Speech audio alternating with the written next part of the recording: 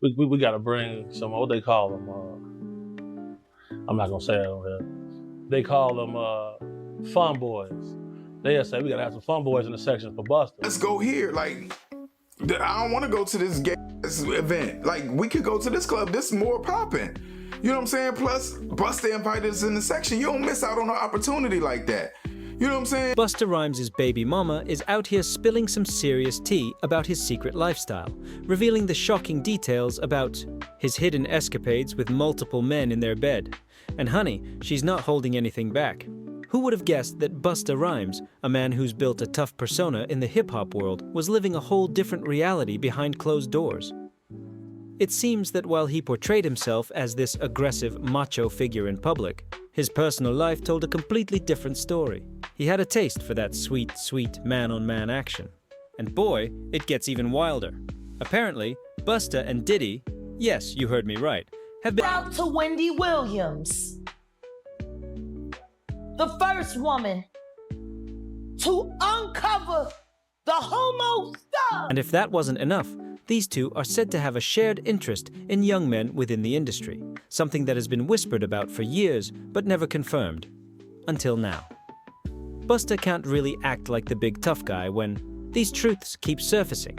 You see, that's exactly why he's been labeled zesty by so many people in the industry. People are saying he's trying too hard to maintain this hyper-masculine exterior when in fact his bedroom preferences are as far from that as you can imagine.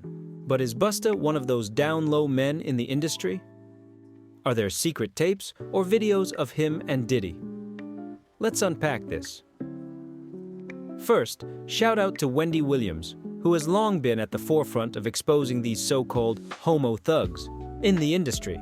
Wendy was one of the first to speak out about men who hide their true selves, using toxic masculinity to mask their true identities. She was the first woman to start talking about these underground affairs, and she deserves credit for uncovering some of the most well-hidden truths about the hip-hop world. Now, let's talk about Busta Rhymes, because we all know how toxic he's been when it comes to his relationships with women. Don't just take my word for it. Wait until you hear from Busta's baby mama, who's opening up about how he treated her, how he got down in the bedroom with other men, and how it all came crashing down. Busta met his first baby mama, Joanne Wood, back in high school. She was shy, reserved, and from a middle-class family, while Busta was a wannabe rapper from Brooklyn, part of this strange group called the 5% Nation. Despite their differences, they started dating, and before long, they moved in together. The relationship progressed quickly, but things weren't as perfect as they seemed. Joanne later told the New York Post that the relationship was toxic from the very beginning. They didn't just clash over big things, they fought over the little things too. Who left the toilet seat up? Why was the toothpaste cap left off? Joanne went on to explain, he's a Taurus, he's very arrogant, he has a problem with everything. But at the same time, he's soft-hearted. And the irony here is, while Busta's career was taking off, he wasn't necessarily the perfect partner at home.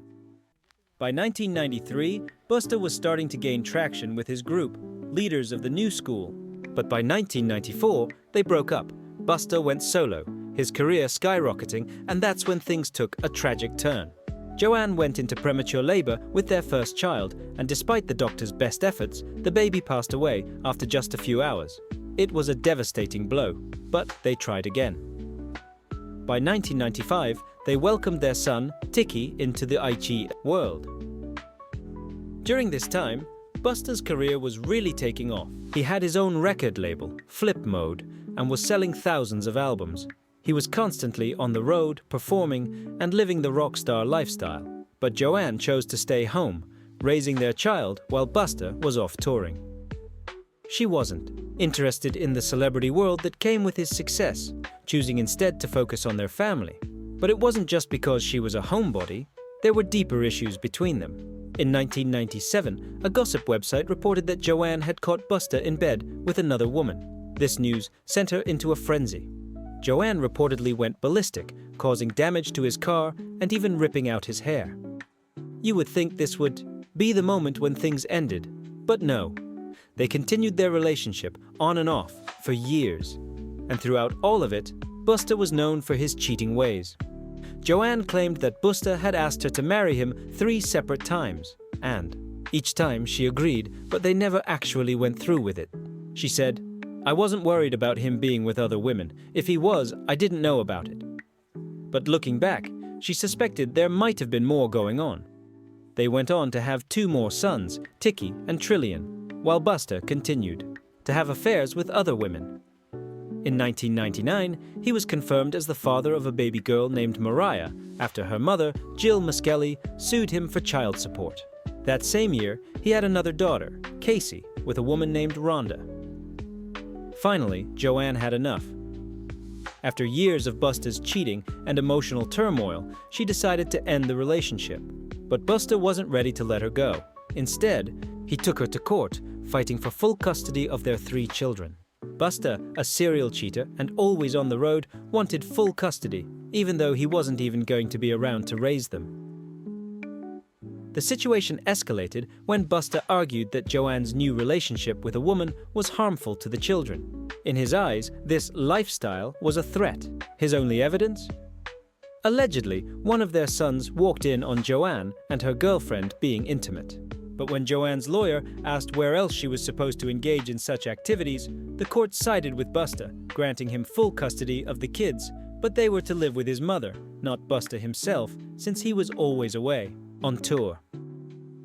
The court's decision hurt Joanne deeply. She couldn't understand why Busta fought so hard for full custody when he wasn't even going to be the one to care for the kids.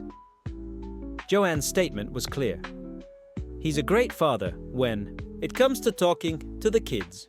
We agree on certain things, but he's doing all of this because his ego is hurt.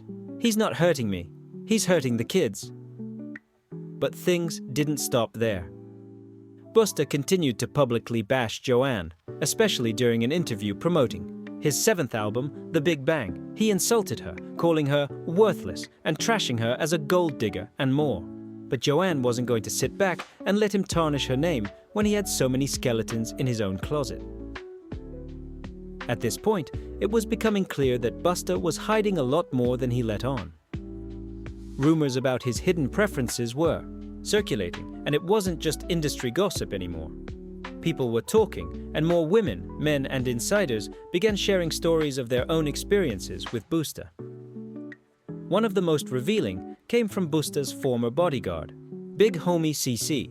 He described Busta as a super zest monster, revealing that every club Busta attended knew that in order for him to spend money there, they had to bring in fun boys, men Busta found attractive.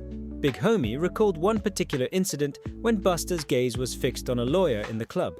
Busta practically begged the lawyer to join his section, and when he finally did, they spent the entire night partying together. Big Homie also pointed out Busta's bizarre interactions with women. While he was often aggressive with female fans, Busta seemed to reserve a completely different energy for the men in his section. This made everyone around him question his behavior, especially when it came to his treatment of women. But the rumors didn't stop there. YouTube personality Tripper shared his encounter with Busta, revealing how Busta grabbed his hand in public and invited him to his section. Tripper, initially unsure of the invitation, was later shocked when he realized Busta's true intentions. And then there's the story of Busta reportedly being spotted in a gay neighborhood in the early hours of the morning with a trans model, casually strolling through the area after attending a pride event. This only added more fuel to the fire. Meanwhile, Busta's former partners have shared their experiences of how terrible he was in the bedroom.